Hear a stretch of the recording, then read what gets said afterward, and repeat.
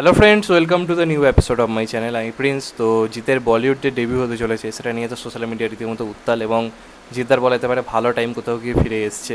Genghis বড় রকম hit হয়েছে, তারপর মানুষটা সেইভাবে চলেনি, কিন্তু বুমেরাং ফায়ার, জাস্ট বক্স অফিসে ফায়ার করছে।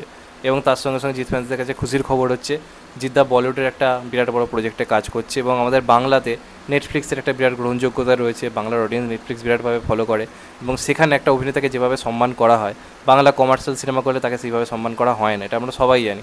তো এই মুহূর্তে যে অডিয়েন্স একটুখানি নিজেদেরকে স্মার্ট ভাবে, বা যে অডিয়েন্স একটু মানে বলা যেতে পারে অন্য ধরনের অডিয়েন্স, তাদের কাছে নিজের যাত্রা চেনানোটা খুব দরকার। তো সেটা এই মুহূর্তে জিদ্দার কাছে বিরাট বড় সুযোগ হচ্ছে খাকি দ্য বেঙ্গল চ্যাপ্টার। তো সেটা একটা বিরাট বড় তো এক্সাইটিং ব্যাপার যে জিদ্দা বলিউডে কাজ করছে, এবং এটা সংক্রান্ত বিভিন্ন সময় যা যা আপডেট এসছে তোমাদেরকে দিয়েছি। জিদ্দা নিজে এখনও পর্যন্ত পুরোপুরিভাবে 100% মুখ না খুললেও এটুকু স্বীকার করে নিয়েছে সেই প্রজেক্টের অংশ রয়েছে, 100% রয়েছে, এবং সেটা খুব ইম্পর্টেন্ট একটা ক্যারেক্টার বলি জিদ্দা রাজি হয়েছে। কিন্তু মেন ব্যাপার যেটা হচ্ছে, আপডেটের এখানেই শেষ নয়, অনেক অনেক চমক থাকতে হয়েছে গল্পে, অনেক অনেক চরিত্র থাকতে চলেছে, এবং এরই মধ্যে কিছু বলা যেতে পারে অভিনেতা যারা হয়তো একটা ভালো জায়গায় পৌঁছতে পারতো বা ভালো একটা রিচ পেতে পারতো, তারা সেইভাবে পায়নি। সেরকম কিছু অভিনেতারাও কিন্তু এখানে কাজ করছে, যার মধ্যে অন্যতম হচ্ছে মিমো, মহাক্ষয় চক্রবর্তী।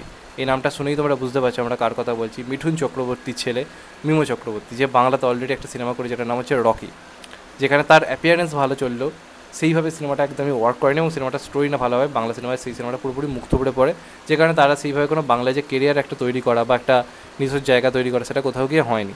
এবং বলিউডেও সে বহুবার ট্রাই করেছিল, কিন্তু সেইভাবে ওয়ার্ক করেনি। যদিও তার কিছু সিনেমা আমার বেশ ভালো লাগে, যার মধ্যে অন্যতম হচ্ছে হন্টেড, আমার তখন খুব ভালো লেগেছিলো, এবং আমার মনে হয়েছিল যে একে কাজে লাগানো যেতে পারে। তো তারপর রিসেন্ট টাইমেই মানে হারিয়ে যায় নানা রকম কাণ্ডে এটা ওটাতে জড়িয়ে পড়ে, এবং এখন পর্যন্ত তার কাছে কিরকম বড় প্রজেক্ট কিছু নেই। এখন যেটা জানা যাচ্ছে, এই যে বেঙ্গল চ্যাপ্টার যেটা আসতে চলেছে, এখানে মিমো চক্রবর্তীকে অর্থাৎ মহাক্ষয় চক্রবর্তীকে, মিঠুন চক্রবর্তীর ছেলেকে, এই সিনেমাতে আমরা জিদ্দার সঙ্গে কিন্তু দেখতে পেতে চলেছি, এমনই কিন্তু তথ্য উঠে আসছে। এবং তাকে একটা খুব ইন্টারেস্টিং ক্যারেক্টার দেওয়া হয়েছে, বলা হয়েছে এই চরিত্রটা যদি একবার ঠিকঠাকভাবে সে ওয়ার্ক করে দিতে পারে, আবার তাকে নিয়ে একটা যে গ্রহণযোগ্যতা, তাকে নিয়ে যে আলোচনা, সেটা কোথাও গিয়ে কিন্তু স্টার্ট হতে পারে। এবং এই চরিত্রটার সঙ্গে কিন্তু জিদ্দার যে চরিত্রটা প্লে করছে, সেটা একটা গুরুত্বপূর্ণ লিঙ্ক আপ থাকতে পারে। মানে আমরা এক সিনেমায় কিন্তু জিৎ এবং মিমোকে বা মহাক্ষয় চক্রবর্তী কিন্তু পেতে চলেছি, এমনই কিন্তু তথ্য উঠে আসছে।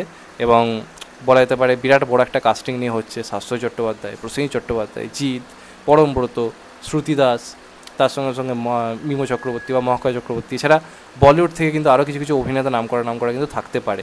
এবং জিদ্দা যেহেতু প্যান ইন্ডিয়া রিলিজ বেশিরভাগ সময় করে থাকে, তো সেক্ষেত্রে এই প্রজেক্টে যুক্ত হওয়া ভালো সিদ্ধান্ত, কারণ বহু মানে বলিউডের অডিয়েন্স জিদ্দাকে চিনতে পারবে, এবং যেহেতু একটা মেন টাইপের পার্ট পেয়েছে, সেক্ষেত্রে অনেক অনেক বেশি কিন্তু জিদ্দার একটা রিচ হয়ে যেতে পারে বলিউডে।